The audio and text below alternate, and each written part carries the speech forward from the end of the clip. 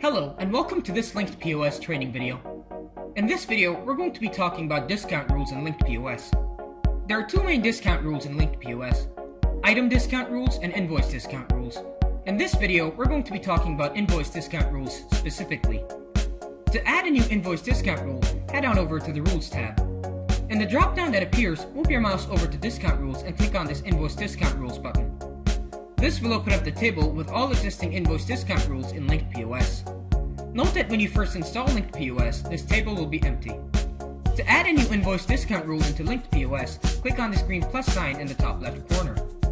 This will open up the form that allows you to add a new rule. Start off by giving this rule a name.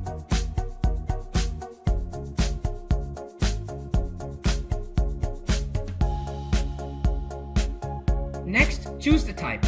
There are two main types that can be chosen. The percentage option means that the discount will be a percentage of the total value of the invoice. The fixed option means that a specific amount will be deducted from the total value of the invoice. In the next field, enter the percentage or the fixed amount you want to apply to the rule. Next comes the Applies to field.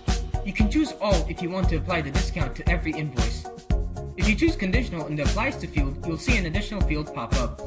This field has two options that can be chosen. You can choose to apply a discount on an invoice if the total number of items in that invoice exceeds a set number. Or you can choose to apply a discount if the total value of the invoice exceeds a set value. So in the next field, enter the minimum amount of items there must be before this discount is applicable. Next, choose the start date and the end date, and hit save. As you can see, the rule has been added to your list. If you ever want a detailed view of the rule, you can double click on it and it opens up the viewer. Note that you cannot edit a rule once it has been created because it may cause inconsistencies in maintaining your accounting books. If you ever want to change something in a rule, you can deactivate it by choosing the rule, clicking on this edit button, and changing its status. When you head on over to the sales terminal and proceed to conduct a transaction, you will see that this discount is applied. So let's see this in action.